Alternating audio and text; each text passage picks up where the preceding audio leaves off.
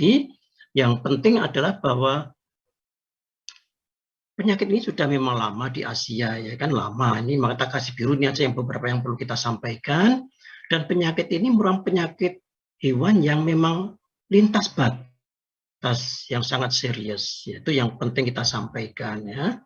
Kemudian meskipun tadi disampaikan bahwa mortalitasnya tidak tinggi pada hewan dewasa, tetapi memang penyakit ini menyebabkan atau konsekuensi sosial ekonomi yang sangat berat, ya kan, baik melalui kematian yang tidak tinggi, tetapi juga penurunan produksi dan kerugian perdagangan yang tinggi. Artinya, kalau negara kita tidak bebas, maka perdagangan kita dengan pihak-pihak luar juga tidak bebas, karena dalam beberapa hal nanti kita juga dilarang melakukan ekspor ke negara-negara yang bebas PMK. Itulah beberapa yang menjadi penting pada PMK ini. Jadi bukan hanya angka kematian, tapi konsekuensi ekonomi yang sangat berat bagi negara kita sebenarnya.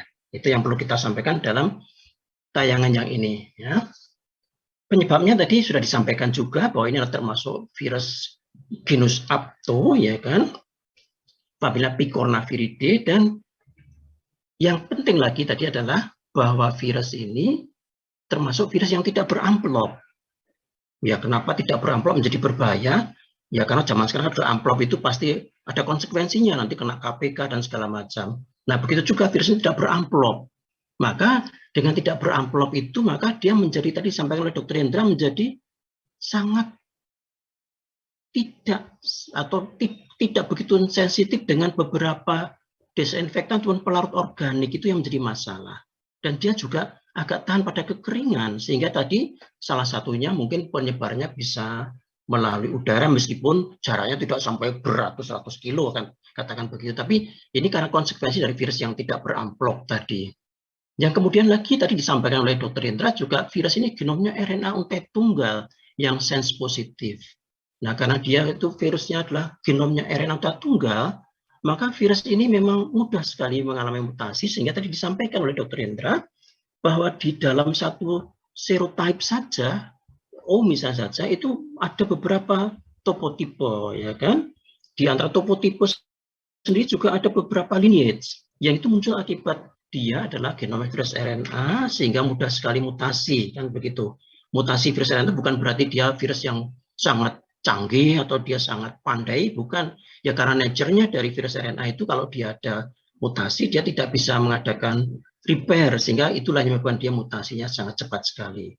Nah, itu jadi, dan virus tadi dikatakan oleh beberapa bicara tadi bahwa ini stabil pada suhu dingin, tetapi kalau itu ada dalam, misalnya saja adalah dalam mencemari produk hewan yang akan dikonsumsi seandainya, maka ini cukup dengan pemanasan biasa, waktu pemanasan itu sudah diharapkan dia mati, karena secara teori dia akan mati di atas 70 derajat Celcius selama 30 menit. Jadi pada pemanasan, proses pemanasan saya kira itu sudah bisa dimatikan seandainya itu mencemari produk hewan untuk konsumsi. Meskipun tadi dikatakan tingkat zoonotiknya itu tidak tinggi, ada dulu pernah dilaporkan ada kasus, tapi sekarang dianggap bukan virus yang bersifat zoonotik lagi.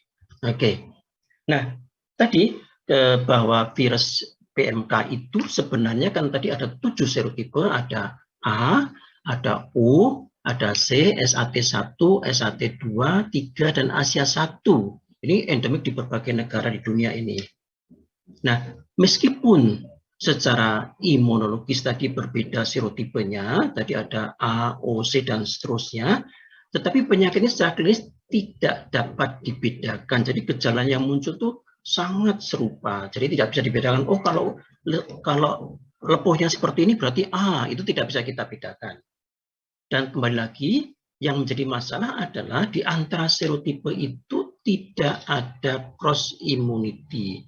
Jadi misalnya A itu juga tidak cross immunity dengan O dan seterusnya. Bahkan tadi disampaikan oleh Dr. Hendra sendiri bahwa di dalam serotipe tadi juga ada keragaman antigenik yang luas, sehingga menjadi muncul topotipe, muncul lineage, dan seterusnya. Nah, itulah yang kemudian menjadi masalah pada waktu kita akan menentukan galur vaksin yang tepat untuk wilayah di mana vaksinasi tadi akan dilakukan. Semua sangat tergantung pada analisis profil antigenik, ataupun genetik dari strain virus PMK yang mewabah di tempat itu yang akan kita kendalikan dengan vaksin. Itulah yang menjadi masalah. Tadi sudah disampaikan secara panjang lebar oleh baik Dr. Hendra maupun Dr. Edi tadi. Oke. Nah, tadi juga sudah disampaikan pengendalian dan pencegahan penyakit apa? Misalnya pemusnahan atau stamping out. Ya memang di Indonesia agak tidak bisa kita samakan di negara-negara yang maju atau kaya ya. Kalau mereka kan di peternakan yang negara maju kan lebih ke arah peternakan besar. Sehingga kalau ada 1-2 ekor yang tertular maka langsung dimusnahkan begitu saja. Tetapi kalau di Indonesia kan beda, peternakan itu sebagian besar, meskipun sudah ada yang pemerintah, sebagian besar peternakan rakyat. Nah kalau yang dipunyai itu hanya 1-2 ekor kemudian langsung disuruh dimusnahkan, itu kan berarti dia kehilangan 100%. Nah oleh karena itu pemusnahan yang dilakukan di Indonesia itu ya pemusnahan yang terbatas dan terkendali sesuai dengan kondisi lokal masing-masing. Ini yang menentukan adalah pejabat yang berkaitan dengan kesehatan hewan di setempat di tiap-tiap daerah, ya kan? Yang kemudian adalah pembatasan lalu lintas ternak, kemudian pembatasan lalu lintas produk ternak dan komponen terkait. Komponen termasuk misalnya saja mungkin kulit hewan, mungkin juga jerami dari daerah yang tertular. Jadi itu termasuk komponen-komponen yang dapat menularkan virus atau membawa virus. Oleh karena itu diperlukan biosekuritas yang ketat, kan begitu. Nah, kecuali itu juga untuk mengatasi bisa dengan supportive treatment, termasuk pada hewannya diberi misalnya saja tambahan vitamin, mungkin juga kalau tersedia untuk mengurangi infeksi sekunder bisa ditambah antibiotika, dan juga yang dilakukan adalah tadi penyemprotan dengan beberapa desinfektan yang cocok untuk sifat dari virus tersebut. Jadi kalau tadi dikatakan oleh Dr. Hendra, kalau desinfektannya tidak cocok ya percuma, disemprot luar biasa, tapi bahwa desinfektan yang dipakai tidak cocok untuk virus itu. Nah, itulah yang harus kita pikirkan tadi. Dan kemudian memang yang paling penting nanti adalah vaksinasi. Nah, di dalam program vaksinasi mestinya adalah kita harus memilih vaksin yang paling ideal, paling cocok untuk wabah yang sekarang ini. Kemudian juga kalau tersedia vaksin, bagaimana strategi vaksinasi yang tepat? Itu yang harus kita rancang, kita pikirkan supaya dapat mengendalikan penyakit atau wabah itu di Indonesia saat ini. Nah, kalau kita lihat vaksin sendiri, syarat umum vaksin yang ideal itu seperti apa? Atau sebenarnya, yang pertama mestinya aman ya kan, safe. Aman itu apa saja? Ya aman bagi hewan yang akan diberikan. Di antara tidak menimbulkan efek samping yang sangat merugikan, misalnya hewannya tiba-tiba menjadi shock atau timbul peradangan di ras yang suntikan yang sampai berhari-hari, itu kan termasuk yang tidak baik. Jadi harus memenuhi persyaratan itu. Kemudian harus stabil dalam penyimpanan, idealnya begitu. Jadi kalau idealnya itu jangan harus disimpan di -70 dan seterusnya, itu syarat umum vaksin yang ideal dan tidak mahal. Nah, tidak mahal itu memang relatif ya kan. Kalau kita bicara vaksin, tadi Dr. Edi itu mengatakan dia ngambil S2 vaksinologi di Surabaya. Nah, di dalam ilmu vaksin itu istilah tidak mahal itu kan relatif ya kan. Kalau misalnya saja untuk vaksinasi massal seperti ini memang harus relatif tidak mahal. Tetapi kalau vaksinnya vaksin individual, seperti misalnya saja kalian punya pet animal, hewan yang sangat disayangi, datang ke tempat vaksinasi atau ke dokter hewan, ditawari ini mau divaksin yang seharga 50.000 atau seharga 300.000. Pasti kalau Anda sayang pada hewannya mesti milih yang 300.000. Sehingga istilah tidak mahal itu sangat relatif untuk vaksin pada umumnya. Tapi yang paling penting sekali, kalau kita bicara vaksin yang ideal harus mempunyai potensi ataupun efikasi yang tinggi. Nah, untuk bisa punya potensi dan efikasi yang tinggi, maka vaksin itu harus imunogenik. Dan tidak hanya imunogenik saja, dia juga harus protektif. Jadi, vaksin harus imunogenik dan protektif. Itu kuncinya. Nah, apa yang dimaksud imunogenik? Ya, imunogenik tadi, karena nanti dalam imunogenik itu parameter yang diukur adalah titer antibodi, misalnya saja, maka vaksin harus menginduksi pembentukan antibodi dengan titer yang tinggi. Antibodi yang tipe apa yang seharusnya ideal dibangkitkan oleh vaksin tadi, yaitu kelas antibodi yang terbentuk itu lengkap, mulai dari IgM, kemudian juga harus sampai ke IgG dan IgA, tidak berhenti di IgM saja. Kalau hanya berhenti di IgM, biasanya perlindungannya juga tidak bagus. Sehingga harus ada mekanisme isotype switching di dalam tubuh hewan yang divaksin tadi. Supaya antigen tadi dapat menginduksi antibodi yang lengkap dengan ada isotype switching tadi, maka antigen tadi harus T-dependent. Seperti apa T-dependent? Ya misalnya kita dalam bicara vaksin PMK, karena vaksin yang akan kita pakai itu adalah whole virus atau virus utuh yang diinaktivasi, itu partikel yang seperti itu ada proteinnya dan segala macam, itu maka dia termasuk antigen yang T-dependent. Jadi kalau kita nanti akan menggunakan vaksin kill dari partikel virus PMK yang utuh, maka itu insya Allah akan menghasilkan antibodi dari IgM sampai ke IgG. Yang kedua adalah bersifat protektif. Kadang imunogenik tapi tidak protektif. Artinya apa? Bahwa dampak vaksin dapat melindungi hewan dari tantangan agen infeksi. Nah, supaya seperti itu, maka sifat antigenik dari antigen di dalam vaksin harus punya homologi yang tinggi dengan sifat antigenik agen infeksi yang membawa di lapangan.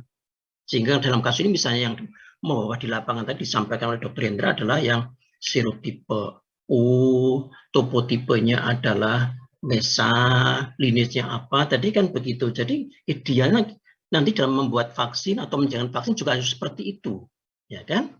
Dan karena ini penyakit disebabkan oleh virus, bahwa virus itu adalah selalu di dalam tubuh hewan, sebagian besar adalah intraseluler, maka idealnya vaksin itu kalau penyakitnya disebabkan oleh virus harus menginduksi kekebalan humoral dan kekebalan seluler. Sehingga idealnya, kalau kita tidak bicara PMK secara khusus, tapi idealnya vaksin untuk penyakit viral itu adalah yang live attenuated vaksin dengan kandungan antigen yang homolog, supaya dapat menginduksi kekebalan seluler dan humoral, dan itu dapat melindungi kasus yang ada di lapangan karena homolog tadi. Ini idealnya vaksin infeksi viral pada umumnya. Oke. Nah, sekarang kita masuk di vaksin PMK yang digunakan. Vaksin PMK yang digunakan di banyak negara itu seperti apa toh? Nah, vaksin PMK yang digunakan di banyak negara sekarang ini adalah inactivated vaksin atau killed vaksin yang berupa partikel virus yang sudah diinaktivasi seperti yang direncanakan oleh Pusvetma tadi. Pertanyaannya tadi idealnya harus live attenuated kan? Apakah tidak ada vaksin PMK yang live attenuated sementara ini? Kalau kita lihat di dalam beberapa jurnal, itu memang ada vaksin PMK lain yang pernah dikembangkan, baik itu yang berbasis pada subunit vaksin, peptida sintetik yang semuanya didasarkan pada protein VP1, ya kan? Kemudian ada juga yang live attenuated vaksin, baik yang model konvensional yaitu yang dilintaskan pada mencit atau pada tikus sampai akhirnya dia tidak virulen lagi, atau yang dengan site direct mutagenesis pada gen VP1 atau pada gen NS, itu akan menghasilkan vaksin yang live attenuated. Ada juga vektor vaksin, yaitu dititipkan pada virus lain gen VP1-nya, misalnya pada adenovirus dan seterusnya. Kemudian yang terakhir itu adalah ada yang dengan kemajuan teknologi dengan menggunakan MT viral capsid atau viral-like protein, ya kan. Jadi seolah-olah seperti hanya selubungnya virus saja tanpa ada materi genetiknya yang digunakan untuk vaksin. Itu meskipun sudah dilakukan penelitian, pengembangan oleh banyak industri, tapi saat ini belum ada yang ideal yang siap diedarkan. Sehingga yang direkomendasikan oleh OIE sementara adalah inactivated vaksin atau killed vaksin. Meskipun tadi idealnya adalah yang live attenuated. Nah, ini dalam gambar itu disampaikan oleh Pak Edi juga tadi bahwa inilah menyiapkan vaksin PMK yang bagus itu seperti ini, ya kan? Idealnya vaksin itu harus mempunyai sifat aman tadi seperti yang saya katakan, ya kan? Kemudian juga menghasilkan perlindungan yang bagus tadi kan begitu. Syukur perlindungannya itu bisa jangka panjang kan begitu, ya kan? Dan munculnya perlindungan cepat. Jadi misalnya habis divaksinasi minggu ini atau hari ini, harusnya beberapa hari kemudian harus sudah menimbulkan respon yang melindungi, itu idealnya begitu. Dan idealnya tadi bisa melindungi antar serotip, tapi idealnya kan begitu. Tapi kan ini timbul silang pendapat. Karena yang ada di dunia itu yang sudah ready dibuat oleh para pabrik itu sebagian besar kan multivalen. Ada O-nya aja lebih dari satu, ada A-nya, tapi kan beberapa pendapat itu menginginkan kalau bisa Indonesia itu yang monovalen aja dulu. Nanti kan juga masih timbul perdebatan juga. Memang idealnya multivalen, tapi kalau memang diinginkan yang monovalen ya sudah, nanti kita siapkan yang monovalen. Meskipun saat ini mungkin belum tersedia kan begitu. Nah, bagi industri seperti Pusena idealnya kan murah dalam waktu pembuatannya, itu kan begitu, murah dan mudah, ya kan. Kemudian tadi bisa menstimulasi habis vaksinasi, ya kan, kalau bisa tanpa dosis ulangan. Nah itu kan kalau kita inactivated atau killed vaksin memang harus dengan dosis ulangan.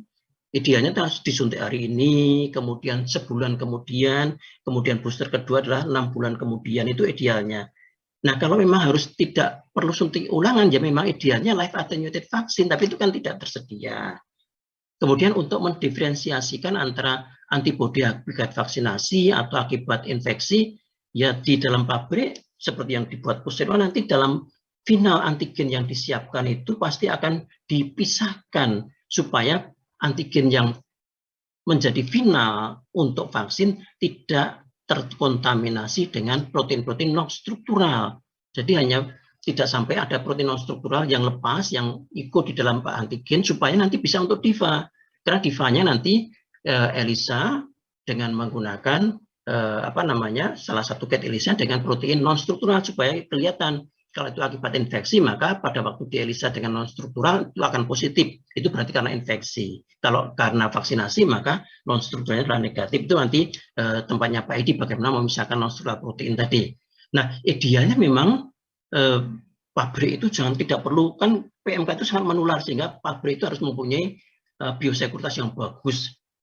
Kalau misalnya tidak perlu sangat bagus, berarti seperti apa? Ya harusnya tadi menggunakan vaksin-vaksin rekayasa genetika supaya kita tidak bekerja dengan agen infeksius lagi. Tapi ini kan juga belum. Ini juga belum, ya kan? Tapi itulah kalau tadi yang disampaikan oleh Pak Edi, ini idealnya kan seperti itu yang seperti yang disampaikan oleh Kamal dan kawan-kawan tahun 2019. Tapi kita kan tidak sampai di sini, tidak sampai di sini, tidak sampai di sini. Itu ceritanya. Nah, barulah pertanyaannya supaya tidak timbul pertanyaan atau saling melempar dosa di antara kita, maka kita akan sampai di sini. Vaksin PMK mana yang tersedia di Indonesia saat ini? Kan orang menanyakan, kenapa tidak sudah divaksinasi? Kenapa? Dan seterusnya. Nah ini supaya tidak kita saling melempar kesalahan, kita lihatlah bahwa saat ini di Indonesia tidak atau belum tersedia vaksin PMK. Kenapa? Karena sebelumnya Indonesia sudah bebas PMK dengan derajat bebas itu adalah free without vaccination. Kenapa? Karena program pembebasan itu di Indonesia telah dilakukan dengan vaksinasi massal tingkat nasional, itu dilakukan seputar tahun 81 sampai 83. Waktu itu mahasiswa FKH UGM juga kita kerahkan untuk ikut membantu vaksinasi massal. Jadi saya membawa mahasiswa ke Gunung Kidul dan segala macam untuk membantu vaksinasi massal. Itulah kalau kita lihat jasa FKH UGM dalam pembebasan PMK itu juga sudah sejak tahun 81, 82, 83 kita mengarahkan mahasiswa untuk vaksinasi. Itu sudah kita jalankan. Kemudian setelah itu maka kita masuk proses periode tanpa vaksinasi sehingga akhirnya pada tahun 86 itu pemerintah dengan Kementan nomor 260 tahun 1986 menyatakan bebas PMK. Tetapi kemudian itu baru dievaluasi oleh UAIE. Barulah pada tahun 90 dalam resolusinya nomor 11 tahun 90 Indonesia dinyatakan bebas PMK dengan status free without vaccination. Nah, karena free without vaccination berarti ya tidak ada vaksin di Indonesia. Itulah mengapa saat ini Indonesia tidak tersedia vaksin. Karena adalah memang kita dinyatakan bebas PMK tanpa vaksinasi. Nah, kemudian barulah kita sampai, karena kita sudah ada wabah, harus vaksinasi, maka vaksin PMK yang mana yang akan kita gunakan di Indonesia? Mestinya adalah kita, tadi dikatakan oleh Pak Edi bahwa rekomendasi KUA ya pada tanggal 11 Mei kita sudah membuat suatu rekomendasi, salah satunya adalah mendorong Pusvetma untuk segera membuat vaksin dalam negeri. Sehingga vaksin yang akan digunakan adalah salah satu vaksin produksi Pusvetma. Ini baru disiapkan. Tadi Pak Edi mengatakan mungkin akan siap bulan Agustus atau selama bulan September. Alhamdulillah nanti segera tersedia. Yang kedua, vaksin dari luar atau dari impor, baik dengan melalui program kerjasama antar negara maupun kita beli dari industri vaksin di negara lain, gitu ya. Pertanyaannya, mengapa kita harus memakai vaksin dari Puspetma dan begitu? Nah, yang pertama mestinya sesuai dengan yang kita sampaikan di depan, agar antigen dalam sediaan vaksin tadi homolog dengan virus PMK penyebab wabah saat ini. Oleh karena itu tadi Pak Edi dan kawan-kawan mengambil master sheet untuk vaksin tadi menggunakan isolat lokal. Tadi sudah disampaikan isolat mana yang dipilih. Ya, itu sudah disampaikan oleh Pak Edi tadi. Nah, yang kedua, kenapa harus Puspetma? Inilah memenuhi amanat Undang-Undang Nomor 18 atau Undang-Undang 41, ya. Di pasal 54 ayat 1 itu berbunyi penyediaan obat hewan termasuk vaksin dilakukan dengan mengutamakan produksi dalam negeri. Itulah kenapa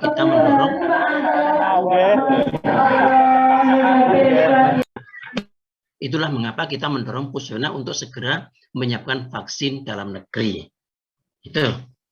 Nah, pertanyaan tadi kenapa juga kami sampaikan kita pasti masih perlu mendatangkan vaksin dari luar, karena seperti yang diminta oleh Pak Menteri, harus segera tersedia vaksin dalam 14 hari pada waktu itu. Ya, diperlukan segera tersedia vaksin dalam jumlah yang mencukupi, sambil menunggu vaksin dari Puspetma. Itu kan. Nah, pertanyaannya, apakah tidak melanggar peraturan perundangan yang ada di Indonesia kalau kita sudah punya Puspetma masih mendatangkan lagi? Nah, itu kalau kita baca di undang-undang kita, Undang-Undang 18 atau Undang-Undang 41, pasal 54 ayat 2 itu pada prinsipnya adalah dalam hal obat hewan sebagaimana yang dimaksud itu belum dapat diproduksi atau belum mencukupi kebutuhan dalam negeri, maka penyediaan pasti dapat dipenuhi dengan melalui produk luar negeri. Jadi sambil menunggu produk Puspetma, maka kita juga masih boleh mendatangkan dari luar negeri untuk memenuhi kebutuhan vaksin tadi seperti yang diminta oleh Menteri Pertanian tadi. Kemudian timbul pertanyaan di teman-teman yang di lapangan tadi, apakah tidak rumit karena obat hewan itu harus punya nomor registrasi kan begitu. Padahal kalau registrasi itu membutuhkan waktu pemeriksaan di BPMSUH butuh waktu sehingga paling cepat mungkin 6 bulan 1 tahun baru dapat nomor registrasi. Nah, oleh karena itu maka kita menggunakan peraturan yang memungkinkan pemasukan khusus obat hewan itu atau vaksin itu tanpa melalui proses registrasi normal. Nah, itu bisa dilakukan itu kalau untuk menanggulangi wabah. Sehingga pada 8 Mei itu kita segera rapat untuk memberikan rekomendasi pada Menteri agar Menteri segera mendeklarasikan wabah. Itu sudah ditentukan di Kementan nomor 403, Kementan nomor 404, bahwa memang ada wabah penyakit mulut dan kuku di Indonesia. Maka setelah ada senjata itu, maka kita bisa memasukkan vaksin dari luar secara khusus sesuai dengan yang diatur pada Peraturan Pemerintah Nomor 26 Tahun 2021 Pasal 205 Ayat C1 itu menyebabkan kita bisa mengimpor secara khusus, atau sebelumnya juga ada di Permentan Nomor 09 Tahun 2018 Pasal 2 Ayat 2A itu juga memungkinkan. Jadi kita tidak melanggar peraturan-peraturan yang berlaku karena kita sudah mempunyai landasan hukum. Karena itulah teman-teman yang di bagian pengadaan selalu takut kalau melanggar hukum. Ya memang betul, kita harus punya pedoman untuk tidak melanggar hukum. Maaf, waktunya masih 5 menit, Prof. Oke, siap. Oke. Vaksin yang cocok untuk wabah di Indonesia apa saja? Apakah itu cocok dari luar? Memang perlu dilakukan pengkajian karakter genetik dan serologi. Di antara adalah analisis vaksin matching. Sama-sama tadi misalnya apakah match? Ini salah satu contoh aja yang disampaikan oleh Donald King dari Fulbright. Contohnya misalnya saja vaksin O yang manisa itu bisa cocok untuk yang O yang mana? O3039 itu cocok yang mana? Itu contoh-contoh bahwa kita harus memilih strain yang cocok untuk yang di Indonesia. Itu contohnya. Nah, sekarang bagaimana strateginya? Strategi sangat tergantung pada pertimbangan biologis, teknis, sumber daya yang tersedia, dan kelayakan implementasi. Nah, siapa yang menentukan tadi? Ditetapkan oleh pemerintah. Dalam hal ini adalah otoritas veteriner. Sebelum kita melaksanakan vaksinasi dengan mempertimbangkan epidemiologi penyakit, dampak dan potensi penyebaran penyakit, spesies yang kena dampak dan distribusinya. Sehingga prinsip program vaksinasi dapat berupa program vaksinasi yang sistematis ataupun program vaksinasi darurat. Itu secara garis besar seperti itu. Nah, program vaksinasi sistematis yang seperti apa sebenarnya?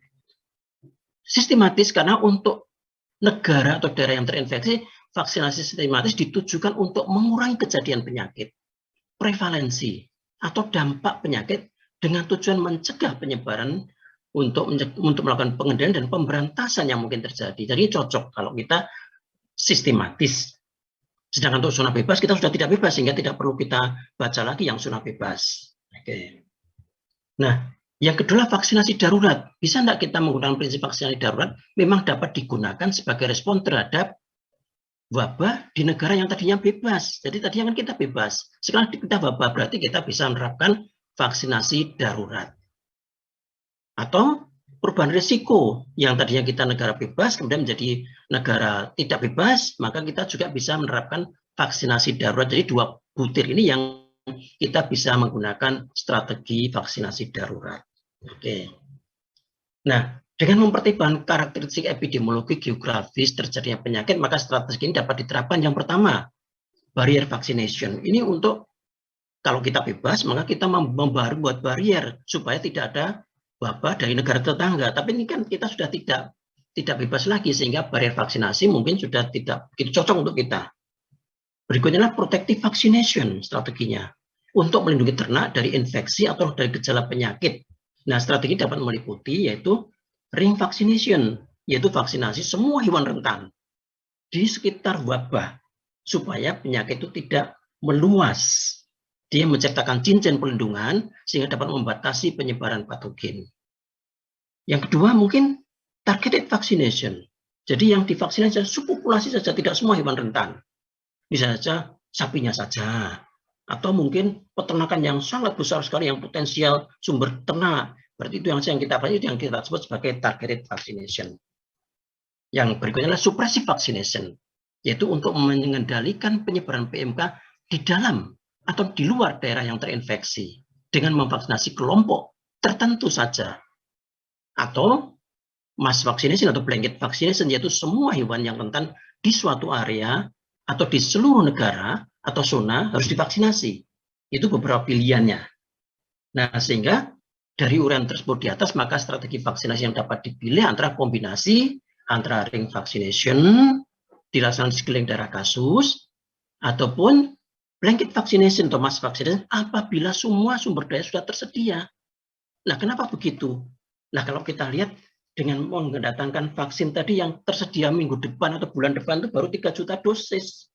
Padahal populasi sapi kita menurut BPS tahun 2021 itu 18 juta dosis itu baru sapi, belum kambing dombanya, sehingga blanket vaksinasi masih merupakan pertimbangan berikutnya lagi apabila semua sumber daya sudah tersedia. Mungkin sementara adalah ring vaccination. Itu yang mungkin akan kita terapkan strateginya. Selain tindakan-tindakan lain seperti pembatasan lalu lintas, biosekuritas yang ketat, dan segalanya. Saya kira itu yang bisa kita sampaikan. Terima kasih. Silakan kalau kita akan melakukan diskusi. Oke. Terima kasih Prof. Widya Asmara. Jadi yang menjadi pertanyaan kita semua, tadi kalau judulnya diberi tanda tanya, bisa mungkin diartikan bagaimana strategi program vaksinasi PMK pada ternak di Indonesia. Dan tadi dengan paparan yang pelan namun pasti, mungkin beberapa pertanyaan yang memang sudah ditulis itu terjawab. Namun demikian, kita sekarang memasuki sesi diskusi. Untuk itu mohon ini Prof. Widya masih, kemudian Dr. Hendra maupun Dr. Edi untuk tetap di momen ini. Mungkin akan kita bacakan ya beberapa pertanyaan.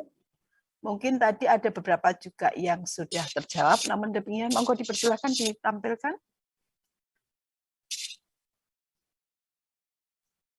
Nah, ini ada pertanyaan untuk Dr. Hendra Wibawa, MSc PhD. Indonesia sudah pernah wabah PMK. Apakah wabah yang muncul saat ini bisa terjadi karena virus PMK yang tidur dan aktif kembali? Bila demikian, faktor apa yang bisa menyebabkan hal tersebut? Ini pertanyaan dari dokter atau siapa, Ibu Risa Widianti. Monggo, Dokter Hendra. Halo, Ya. suaranya, maaf saya kelihatannya kehilangan apa? Sinyal. Sinyal. Tapi terdengar, monggo. Mboten, ini pertanyaan ini ya. Makanya sama. Bukan, jadi tadi saya sampaikan, mireng nggih? Ya, mendengar nggih? Jadi tadi sudah saya sampaikan bahwa virus yang menyerang Indonesia tahun ini itu adalah virus yang berbeda sama sekali dengan Indonesia di tahun 62 sampai 83, 68 sampai 83 ya, di mana golongannya serotipenya sama-sama E, tetapi topotipenya berbeda. Jadi yang di Indonesia tahun 30 tahun lalu itu topotipenya ISA 1 dan ISA 2. Dan itu sudah dinyatakan punah dengan beberapa penelitian, sudah punah ya. Dengan beberapa penelitian oleh Bright dan beberapa yang lain, dan memang tidak ditemukan lagi ya ISA 1 dan ISA 2. Sedangkan yang ada saat ini adalah virus yang memiliki serotipe, topotipe, kelompok dan subkelompok yang sama dengan yang ada yang endemis di Asia Tenggara, yaitu serotipe O, topotipenya MESA, MESA, kemudian kelompoknya IND 2001, IND ini singkatan dari India ya, kemudian subkelompoknya adalah E. Oke, sampun menikah. Oke, begitu. Mana bila demikian faktor apa yang menyebabkan tersebut? Nah, yang namanya virus itu memang seperti itu Bapak Ibu semua. Ada yang punah, kemudian yang muncul, ada yang berkembang. Contohnya banyak Bapak Ibu bisa melihat di COVID itu ya, yang Wuhan 1 itu kan sudah nggak ada. Kemudian ganti alpha sudah mulai turun, ganti delta mulai turun, ganti omikron dan seterusnya. Itu memang sifat virus seperti itu. Apalagi dia tidak ada host yang naif, artinya hostnya itu sudah memiliki kekebalan ataupun tidak ada host di situ. Jadi pasti dia akan lama-lama punah kalau tidak mendapatkan inang yang baru. Terima kasih. Kita lanjutkan. Ada lagi? Sebagian sudah saya jawab, ya, Prof. Oke, silakan dilanjutkan. Yang berikutnya, ini juga sisi filogenetik, ini masih dengan Dr. Hendra, ya. Apakah ini sudah terjawab di chat belum? Oh, yang ini belum memang. Ya, ini pertanyaan yang pertama, sisi filogenetik virus PMK IND 2001E mirip dengan kode-kode CHA, NEP, IND, MYA, dan lain-lain. Apakah bisa dikatakan virus PMK yang di Indonesia bisa berasal dari filogenetik virus yang mirip tadi? Di benak saya, NEP itu Nepal, IND India, dan MYA Myanmar. Dari Adi Prasetyo. Kemudian yang kedua, setelah dilakukan kajian epidemiologi molekuler PMK, fakta apalagi yang diperlukan agar bisa diketahui introduksi pertama kali virus PMK ke Indonesia? Ini dari Dr. Heru Susetyo, FKUGM. Dan yang ketiga, apakah PMK yang muncul dan mewabah saat ini di Indonesia tahun 2022 disebabkan oleh kebijakan impor daging seperti daging kerbau dari India atau negara yang lainnya dari negara yang belum bebas PMK? Ini dari Sudarwanto, KSI Blora. Begitu, monggo, Dr. Hendra. Yang pertama itu hanya menandakan di mana virus itu pertama kali menyebarkan outbreak dan biasanya dipublikasikan. Seperti MIA itu dari Myanmar, IND dari India, NEP itu dari Nepal. Jadi siapa yang mempublikasikan dulu, biasanya siapa yang memberi nama itu. Ya umumnya seperti itu.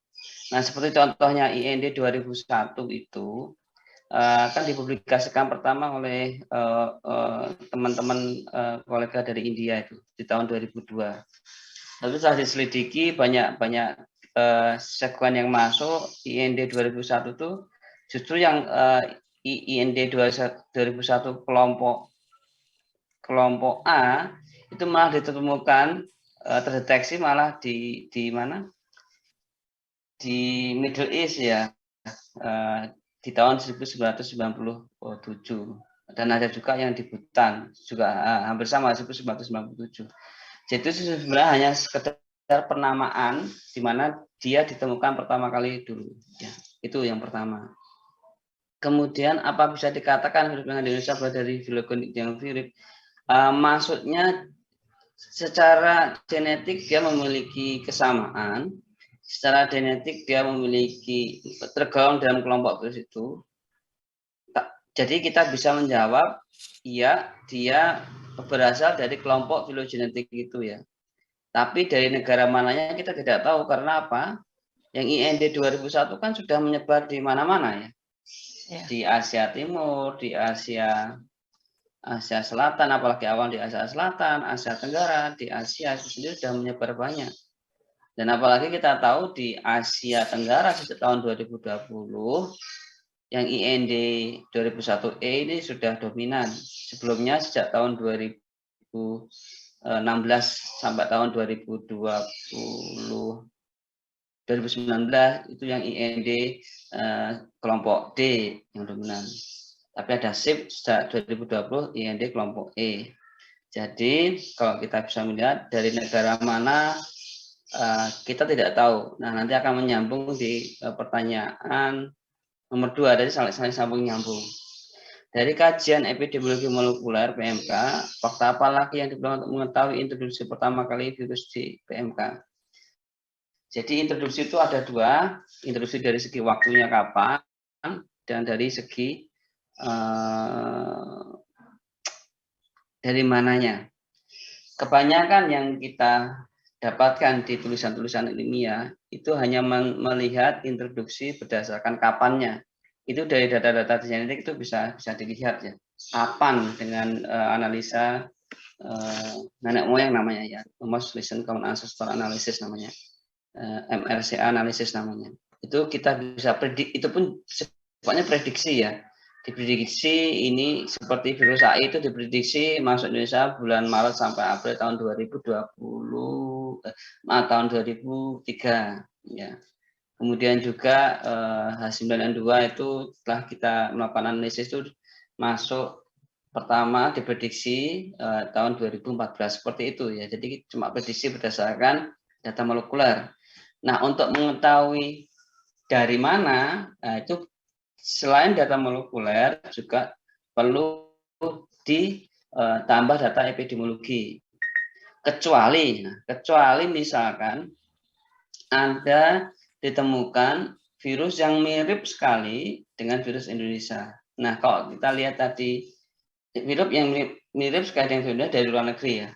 Tapi kalau kita lihat dari paparan yang saya sampaikan di 2 slide terakhir kan dia sama-sama satu golongan IND 2001E, tetapi secara genetik kan tidak ada yang jadi satu di situ dengan menjadi satu kelompok dengan di Indonesia. Jadi kita masih perlu melihat lagi data-data genetik yang lebih banyak dan tentunya ditambah dengan kajian epidemiologi sehingga nanti klop kita tahu apakah nanti masuknya Indonesia itu melalui movement hewan hidup ataupun material terkontaminasi atau dari yang nomor 3 nih, menjawab nomor 3. Nah, data di kami melakukan juga di Wates, kemudian di BPM SPH yang Labkes Mahfud itu tidak menemukan virus PMK di daging kerbau. Jadi daging kerbaunya kita cek yang diimportasi di tahun 2021, 2022 kita cek itu negatif ya. Jadi negatif, tidak ditemukan virus bahkan RNA-nya ya dari daging tersebut. Jadi apakah berasal dari situ? sejauh data yang kita miliki baik dari Wates maupun setahu saya di UPT veteriner lainnya yaitu di BMSPH di Bogor itu tidak menemukan virus maupun RNA dari daging-daging yang kita sampling. Ini saya baca dari chat boleh? Ada yang dari chat? Tidak ditemukan, ya. Jadi kita belum. Jadi jawaban untuk nomor 3 tidak. Ya. Jadi dari data yang kami miliki, jadi tidak. Mungkin dari data-data risk analysis mungkin memberikan hasil yang berbeda, tetapi kalau nggak salah teman-teman risk analisis dari Kementerian juga dari PK juga sudah melakukan risk analisis bahwa risiko kecil risikonya masuk dari daging India. Dan itu sudah kita buktikan dengan hasil laboratorium di kami, walaupun tidak banyak sampelnya, dan juga setahu saya di BPMSPH Bogor juga melakukan pengujian untuk daging India dan hasilnya negatif, tidak ditemukan virus, RNA aja tidak ditemukan. Nah, terima kasih Bu, Prof. Ada lagi kira-kira? Oh, masih ada lagi. Yang ini sudah saya jawab tadi ya. Nomor 1 tadi sudah saya jawab, disinfektannya cocok. Nah, untuk airborne ini memang relatif susah ya kalau kita. Nah, bicara airborne Bapak Ibu semua, nanti Prof. Widya mungkin bisa menambahkan. Tidak serta-merta airborne itu mudah terjadi Bapak Ibu semua. Airborne transmission atau ada penularan aerosol itu kita memperhatikan. Bapak Ibu mungkin bisa lihat COVID aja. Jadi harus ada sejumlah partikel virus dalam jumlah tertentu, itu banyak sekali tulisannya, yang harus dikeluarkan oleh hewan tertentu juga. Misalkan hewan tertentu gini, mana risiko yang lebih tinggi airborne transmission pada kambing, sapi, dan babi. Nah, pada kambing risiko airborne itu kecil karena jumlah virusnya tidak banyak. Pada sapi masih bisa dimungkinkan karena memang bisa ditemukan jumlah virusnya. Di babi kemungkinan besar lebih banyak terjadi karena jumlah virusnya lebih banyak lagi di babi. Ya, karena di babi sifatnya sebagai amplifying host ya. Jadi airborne transmission ini banyak ditemukan di babi ya. Bagaimana di sapi ya bisa terjadi kalaupun jaraknya tidak terlalu jauh ya. Sekali lagi banyak literatur yang menyebutkan ini, ada yang menyatakan 10 km, itu juga tergantung dari jumlah virus yang ada di dalam partikel virus di dalam udara dan juga kecepatan angin, kelembapan juga mempengaruhi, suhu juga mempengaruhi, dan lain-lain. Disinfektan yang cocok tadi sudah saya jawab di mana, di chat ya, itu disinfektan yang memiliki sifat asam ataupun yang memiliki pH di atas 9 ya. Sudah saja di chat golongan klorin, chloride, hipoklorit itu ya, golongan itu ya. Langkah konkret apa yang harus diambil agar Indonesia bebas kembali selain vaksinasi? Mengingat vaksin dengan seluruh berbeda tidak dapat digunakan. Idealnya memang ketika ada kasus baru, memang kita lakukan stamping out ya, depopulisasi atau vokal culling, itu yang paling efektif ya. Apalagi kalau misalkan di daerah baru, kasusnya baru terserang satu, itu harus di stamping out. Tetapi Bapak Ibu semua, kalau kita melakukan stamping out, tetapi lalu lintasnya tidak terkontrol, ya cuma juga. Karena apa? Kita melakukan satu stamping out di satu desa. Ternyata di desa ataupun kecamatan lain masih memasukkan sapi-sapi baru atau hewan berisiko baru yang berpotensi menulari ya, akhirnya kan tertular di daerah lainnya. Jadi yang perlu dikerjakan kalau kita melakukan stamping out juga harus dibarengi dengan strict movement, jadi pergerakan antar hewan itu juga perlu diawasi dan dikontrol dengan baik. Kemudian yang kedua, selain itu kita harus membekali peternakan kita itu terlindungi ya. Jadi prinsip supaya tidak tertular itu ya jangan kontak. Seperti kita di COVID supaya nggak tertular ya jangan kontak. Jadi kita di rumah atau isoman, ataupun kita menggunakan masker, tapi nggak mungkin sapi pakai masker kan. Nah, makanya yang paling bisa kita lakukan adalah memproteksi peternakan kita dengan biosecurity yang ketat. Jadi stamping out, lalu lintas dibatasi, biosecurity yang ketat. Nah, idealnya lagi ditambah vaksinasi. Karena kita tahu di Indonesia mungkin tidak begitu ketat ya terkait biosecurity, dan lalu lintasnya juga tidak begitu terawasi dengan begitu ketat, sehingga vaksinasi menjadi jalan yang terbaik selain yang tadi ya. Apalagi kalau misalkan jumlah kasusnya sudah semakin bertambah. Terakhir, jadi stamping out, lalu lintas diawasi, biosecurity, vaksinasi, terakhir adalah monitoring Bapak Ibu semua. Jangan lupa dimonitor itu. Jadi kita melakukan surveillance, setelah kita melakukan keempat itu tadi, apakah stamping out, lalu lintas diawasi, biosecurity dilakukan, vaksinasi dilakukan, masih ada kasus enggak? Nah, tahu enggaknya kasus dengan apa? Ya dengan melakukan surveillance dan monitoring. Terima kasih, Bu. Oke, terima kasih Dr. Hendra, sudah terjawab semuanya, meski yang lain juga sudah dijawab di chat. Berikutnya, untuk Dr. Hewan Edi Budi Susilo MSI, pulau atau daerah bebas, apakah layak menjadi prioritas untuk divaksin? Ini dari Raden Karantina Tanjung Pinang. Dipersilakan Dr. Edi. Ya, terima kasih Prof. Terkait dengan pertanyaan untuk strategi vaksinasi, sebetulnya kalau dari kami Puskesmas itu adalah menyesuaikan atau mengikuti apa yang menjadi kebijakan dari Keswan. Jadi kalau untuk pembebasan dari satu wilayah ke wilayah, tentunya ini berdasarkan kajian epidemiologi dan juga kajian terkait dengan monitoring perkembangan dari penyakit PMK ini sendiri. Untuk program pembebasannya, kalau kita melihat dari sejarah yang pernah kita lakukan, memang bisa berbasis zona maupun berbasis pulau.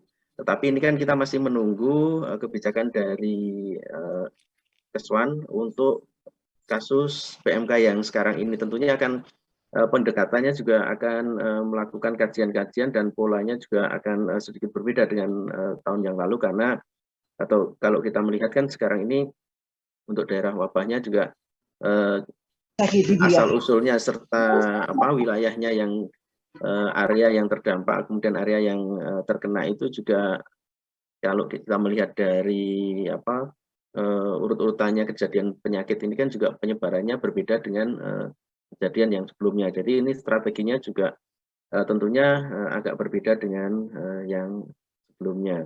Ini kita masih menunggu, sebetulnya sudah ada edaran dari PKH terkait dengan pengendalian dan strategi ini. Kemarin juga sudah ada rapat untuk kesiapan melakukan vaksinasi ini yang tadi malam kalau tidak salah itu juga didapatkan lagi, dipimpin oleh Pak Sesdit untuk kesiapan daerah-daerah ini untuk penandaan ternaknya sebelum dilakukan vaksinasi dan nanti setelah dilakukan vaksinasi. Mungkin itu yang bisa kami sampaikan, Prof. Terima kasih. Oke, terima kasih. Satu lagi, mungkin ini untuk Dr. Edi. Yang pertama, jika PMK ini sifatnya tidak cross proteksi, maka vaksin yang akan dikembangkan atau yang diimpor harus sama dengan yang ada di lapangan Indonesia. Di Indonesia tadi disampaikan terdeteksi hanya satu serotipe Omesa IND 2001. Apakah jika vaksin yang akan dibuat Puskesmas hanya dengan serotipe ini, kemudian apakah serotipe ini sudah dilakukan studi bahwa mewakili seluruh Indonesia, terutama di 18 provinsi yang sudah terpapar, kemudian jika pemerintah mau import, negara mana yang memiliki serotipe yang sama dengan Indonesia? Ini dari Dr. Hewan Nining, dari UNAIR. Kemudian berapa kemampuan Puskesmas memproduksi vaksin PMK? Ini dari Dr. Widakdo Sri Nugroho. Demikian Dr. Edi, dipersilakan. Ya, terima kasih Prof.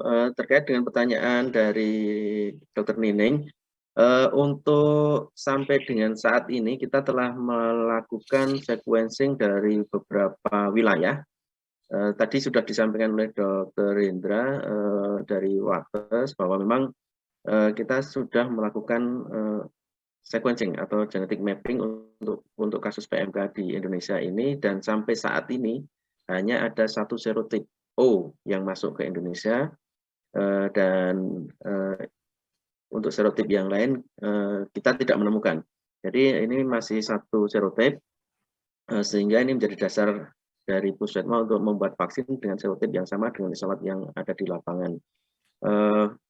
Untuk studi bahwa apakah nanti vaksin ini mewakili terutama di 18 provinsi terpapar, ini tentunya juga ada mapping dari nanti dari Balai Veteriner itu yang bisa dijadikan sebagai acuan. Karena kalau dengan serotip satu serotip mungkin akan lebih mudah untuk pengendaliannya. Itu yang bisa saya jelaskan. Terus kemudian terkait dengan impor, tadi Prof. Widya sebetulnya juga sudah menjelaskan secara detail persyaratan-persyaratan dan juga strategi serta hal yang telah dilakukan untuk keadaan darurat importasi vaksin ini. Mungkin nanti ini dari Komisi Obat Hewan tentunya untuk detailnya, Bu. Pertanyaan yang kedua terkait dengan kemampuan produksi vaksin PMK yang ada sekarang ini. Saat ini dalam 3 bulan ini Puskesmas sudah melakukan persiapan dan sudah melakukan progres untuk pembuatan vaksin menggunakan lini produksi vaksin berbasis kultur jaringan yang ada di Puskesmas yang selama ini aktif untuk produksi vaksin rabies. Pada masa lalu, Puskesmas mempunyai fasilitas produksi vaksin PMK khusus, di mana ini laboratoriumnya BSL 2+ atau BSL 3, dan kapasitas produksinya pada saat itu adalah lebih dari 5 juta dosis menggunakan teknologi bioreaktor atau menggunakan teknologi kultur sel suspensi. Tetapi fasilitas ini idle selama hampir 40 tahun karena memang peralatan dan tangki-tangki yang di atas 5.000 liter itu kan selama ini tidak kita gunakan untuk memproduksi vaksin karena memang market share-nya untuk vaksin hewan besar di Puskesmas itu adalah sesuai dengan program pemerintah. Jadi untuk vaksin yang komersil untuk hewan besar itu tidak volume dosis yang dibutuhkan di Indonesia itu tidak sebanyak untuk produksi vaksin PMK masa lalu, sehingga untuk emulsifier dan kemudian peralatan-peralatan yang digunakan untuk mass production yang tahun 80-an itu idle, tidak kita gunakan karena tentunya kita menggunakan itu kan sesuai dengan kebutuhan karena volume tankinya sampai 5.000 sampai 10.000 liter itu yang sekarang kita tidak menggunakan itu. Nah, kita menggunakan lini yang ada, terus kemudian kita melakukan strategi untuk percepatan produksinya, terutama di upstreamnya. Ini kan memang karena menggunakan kultur jaringan, kita butuh ekstra hati-hati dan juga butuh consumable ya, consumable atau bahan-bahan yang memang habis pakai yang kita gunakan untuk sebagai bahan produksi dan juga bahan pengembangan vaksinnya. Kurang lebih target kita sampai nanti Desember apabila kita mengandalkan fasilitas yang ada untuk lini produksi vaksin rabies kita adalah 1 juta dosis. Tetapi kita juga sedang melakukan progres untuk bisa bekerja sama dengan pihak lain terkait dengan proses upstream-nya. Karena memang kunci untuk produksi vaksin PMK secara massal ini adalah selain proses downstream atau dari inaktivasi, formulasi sampai filling, kemudian pembotolan, etiketing, itu juga di awal untuk memproduksi antigennya ini yang perlu dibutuhkan dalam waktu dekat ini, sehingga butuh peralatan yang cukup lumayan besar, cukup lumayan mahal kalau kita pengadaan, dan ini di beberapa perusahaan atau pihak ketiga atau pihak lain yang kita coba penjajakan, kita juga masih perlu didiskusikan secara teknis. Harapannya nanti kalau kita bisa bekerjasama dengan pihak lain yang bisa mendukung kita untuk memproduksi dalam jumlah massal antigennya dengan menggunakan kultur jaringan berbasis sel BHK21 ini, kita bisa memproduksi vaksin sampai kurang lebih 5 juta dosis. Tapi kalau kita bisa mengaktifkan kembali fasilitas produksi vaksin PMK yang ada di Puskesmas, tentunya dengan peralatan emulsifier, terus kemudian bioreaktor yang ukurannya lumayan besar-besar itu mungkin kita juga bisa memproduksi vaksin bisa sampai 10 juta dosis, mungkin bisa saja, tetapi ini perlu disiapkan fasilitas, sarana, serta bangunan yang memang selama ini sudah idle. Itu mungkin yang bisa kami jawab, Prof. Terima kasih. Oke, terima kasih Dr. Edi Budi Susilo. Kita lanjut kepada pertanyaan untuk Profesor Widya Asmara. Ada 2 pertanyaan, Prof. Mungkin masih ada lagi bawahnya ya, mungkin ya. Yang pertama, untuk vaksin PMK yang menggunakan live attenuated vaksin, apakah tidak khawatir suatu saat virus pada vaksin tersebut akan reverse to virulent? Kalau hal ini terjadi, maka akan berbahaya karena dapat menularkan ke hewan lain. Ini dari Muharram S. Yang kedua, saat ini untuk di Indonesia, apakah hanya Puskesmas yang akan memproduksi vaksin PMK ini? Bagaimana dengan keterlibatan pihak swasta? Apakah pemerintah tidak melibatkan atau memang dari sisi kemampuan mereka? Ini tadi sepertinya sudah terjawab ya oleh Dr. Edi. Yang pertanyaan nomor 2 tadi sudah dijabarkan, sudah diinikan oleh Dr. Edi. Monggo untuk Prof. Widya yang nomor 1, Prof. Oke, terima kasih. Sebenarnya tadi sudah saya sampaikan ya Pak Muharram ya, jadi bahwa memang ada penelitian-penelitian untuk pengembangan vaksin live attenuated. Tadi kan sudah dikatakan sampai saat ini belum ada yang ideal. Belum ada ideal itu termasuk risiko dan segala macam. Saya kira memang oleh karena itu memang tadi kan idealnya untuk penyakit virus itu ideal dengan live attenuated vaksin.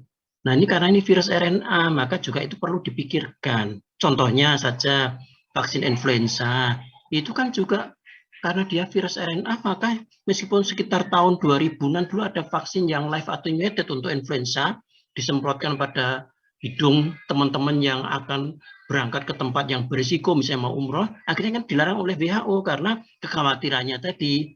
Nah, oleh karena itu juga pada vaksin PMA ini juga untuk yang live attenuated belum ada yang dinyatakan aman. Jadi begitu. Kan gitu kan Mbak Muharram ya. Kemudian untuk Bu Nining tadi mungkin juga disampaikan juga oleh Pak Edi, sudah terpikirkan oleh kami, ya, kita-kita itu bahwa kalau Puskesmas tadi kapasitasnya cuma sekian juta dosis, maka ada 2 kemungkinan, yaitu memberi peluang kepada perusahaan swasta atau pabrikan farmako, pabrik obat hewan swasta, dengan memperoleh seat dari Puskesmas dengan sesuai dengan peraturan yang berlaku. Itu kemungkinan pertama.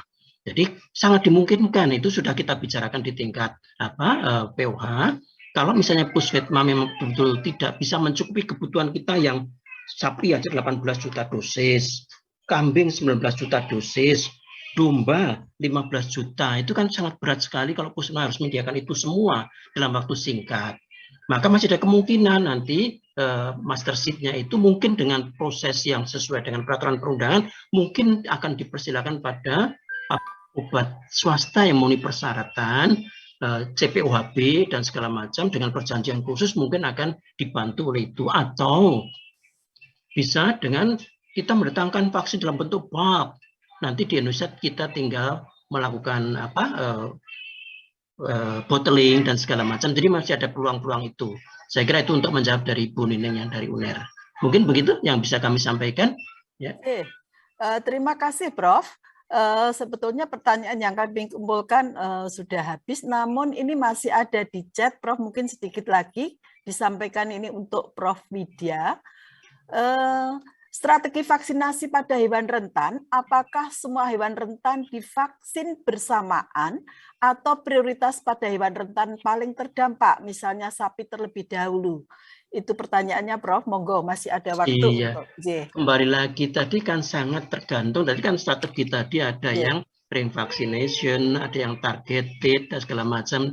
Semua itu tergantung kepada salah satunya situasi tadi. Yang pertama, bagaimana situasi epidemiologinya itu, bagaimana berat ringannya daerah itu, kemudian populasi hewan di situ, kemudian yang terakhir adalah ketersediaan vaksin.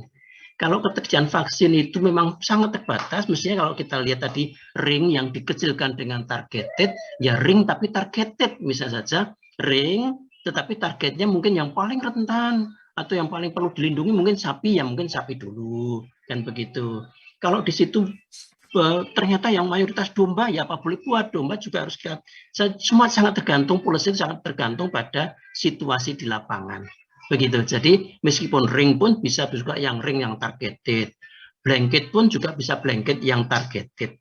Kalau semua blanket dalam semua hewan, saya kira memang berat sekali. Memang kalau kita akan melakukan pembebasan, memang itu, tapi dosis vaksinnya bisa dibayangkan. Tadi 18 juta sapi, kemudian 19 juta kambing, 15 juta domba, 1 juta babi, ya kan. Padahal kalau kita lihat urutan vaksinasi itu, vaksinasi pertama idealnya 1 bulan kemudian dilakukan booster yang pertama, ideal lagi 6 bulan kemudian dilakukan booster kedua, setelah itu baru diulang tiap tahun sampai 3 tahun berturut untuk kita akan menjangkau bebas PMK. Jadi sangat tergantung pada kondisi ketersediaan vaksin. Saya kira begitu kira-kira. Apalagi? Prof, ini satu lagi pertanyaan, ini saya gabung. Jadi yang pertama itu mohon izin, untuk sapi yang pernah terinfeksi virus PMK dan menjadi karier, apakah tetap dilakukan program vaksinasi? Kemudian lanjutannya, apabila dibiarkan saja tadi yang pernah terinfeksi, apakah sapi-sapi di tempat yang pernah terinfeksi PMK akan memiliki kekebalan? Ini dari 2 penanya, tapi saya sampaikan sekaligus. Monggo. Iya, kembali lagi tadi mungkin siapa yang menyampaikan, ya Pak Edi atau siapa tadi, memang yang ideal atau dilakukan monitoring, ya, monitoring termasuk monitoring terhadap antibodi pada sapi yang bersangkutan, kan begitu. Kalau idealnya memang semua divaksin, tetapi ketersediaan vaksin tadi yang tidak memungkinkan, belum memungkinkan, sehingga sementara rencananya bahwa di daerah yang pernah tertular, dengan harapan atau dengan anggapan semua sapi sudah terpapar dengan virus, maka ada yang menjadi carrier, ada yang kemudian menjadi clean, ya kan. Clean itu tidak ada virusnya tapi masih punya antibodi. Oleh karena itu monitoring antibodi itu diperlukan, apalagi ini di BPP, ya kan, di khusus peternakan khusus di BPP misalnya saja, maka dilihat, dimonitor populasi sapi di situ seberapa titer antibodinya.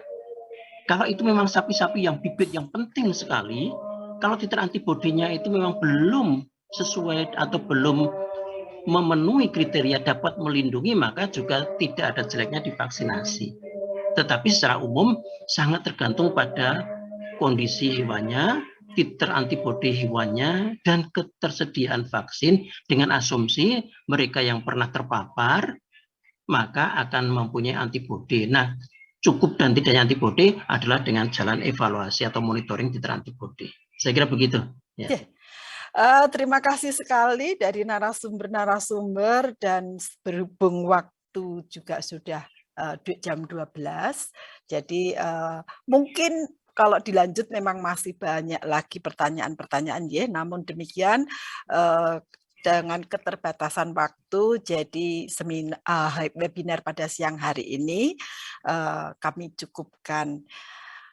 Untuk itu, yang pertama, terima kasih sekali kepada seluruh narasumber yang luar biasa, ya, pertanyaannya mengalir dan terjawab semuanya dengan bagus, sehingga yang tadi bertanya-tanya tentang vaksinasi sudah terjawab dengan jelas. Kemudian yang kedua, dalam pelaksanaan ini, apabila saya sebagai moderator mungkin ada kekurangan, mohon dimaafkan, dan selanjutnya waktu akan saya serahkan kembali kepada pembawa acara